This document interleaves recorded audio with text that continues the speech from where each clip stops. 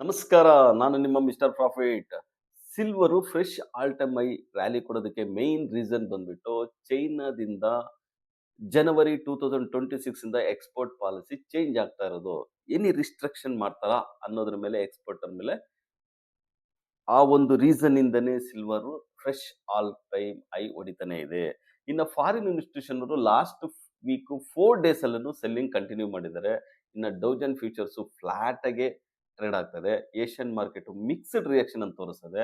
Japan market 0.5% down ಆಗಿದೆ. ಇನ್ನು gift Nifty ನೋಡೋದಾದ್ರೆ 26,100 ಅಲ್ಲಿ ಟ್ರೇಡ್ ಆಗ್ತಾ ಇದೆ. ಇನ್ನ ನಿಫ್ಟಿ ಕ್ಲೋಸ್ ಆಗಿರೋದು ಫ್ರೈಡೆ ಬಂದ್ಬಿಟ್ಟು 26,042. ಇವತ್ತು ಬೆಳಿಗ್ಗೆ ನಿಫ್ಟಿ ಫ್ಲಾಟ್ ಪಾಸಿಟಿವ್ ಅಲ್ಲಿ ಓಪನ್ ಆಗುತ್ತೆ. ನಿಫ್ಟಿ 26,070 ಎಬೋ ಇದ್ರೆ ಗುಡ್ ಬೈಯಿಂಗ್ ಝೋನ್ ಆಗಿರುತ್ತೆ. ಇಲ್ಲಾಂದ್ರೆ ಸೆಲ್ಲಿಂಗ್ ಪ್ರೆಷರ್ ಕಂಟಿನ್ಯೂಷನ್ ಆಗುತ್ತೆ. ಸೊ ಸಪೋರ್ಟ್ ಬಂದ್ಬಿಟ್ಟು 25,960 ಇರುತ್ತೆ. ರೆಸಿಸ್ಟೆನ್ಸ್ ಬಂದ್ಬಿಟ್ಟು 26,130 ಇರುತ್ತೆ. ಇನ್ನು ಬ್ಯಾಂಕ್ ನಿಫ್ಟಿ ನೋಡೋದಾದ್ರೆ 59,011 ಅಲ್ಲಿ ಕ್ಲೋಸ್ ಆಗಿದೆ.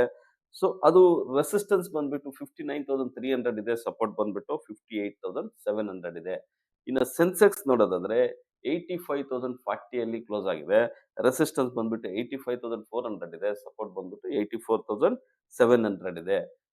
ನಾಳೆ equity derivatives month end expiry ಇರುತ್ತೆ. ಸೊ ಆ ರೀಸನ್ ಇಂದ ಇವತ್ತು ಅಥವಾ ನಾಳೆ ಒಂದು ಬಿಗ್ ವಾಲೆಟೈಲ್ ನೋಡೋ ಸಾಧ್ಯತೆ ಹೆಚ್ಚಾಗಿರುತ್ತೆ. ಐದರ್ ಬಿಗಿನಿಂಗ್ ಇರ್ಬೋದು ಇಲ್ಲ ಎಂಡಿಂಗ್ ಇರ್ಬೋದು.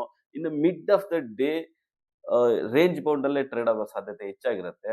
ಮೇನ್ ರೀಸನ್ ಬಂದು ಇಯರ್ ಎಂಡ್ ಮತ್ತು ಹಾಲಿಡೇಸ್ ತುಂಬಾ ಇರೋದ್ರಿಂದ FIS. So mid of the day range bound ಅಲ್ಲೇ ಟ್ರೇಡ್ ಆಗೋ ಸಾಧ್ಯತೆ ಹೆಚ್ಚಾಗಿರುತ್ತೆ. ನೀವು ಇದ್ರ ಬಗ್ಗೆ ಕಮೆಂಟ್ ಮಾಡಿ, ನಮ್ಮ ಚಾನಲ್‌ನ ಲೈಕ್ ಮಾಡಿ, ಸಬ್ಸ್ಕ್ರೈಬ್ ಮಾಡಿ, ಶೇರ್ ಮಾಡಿ.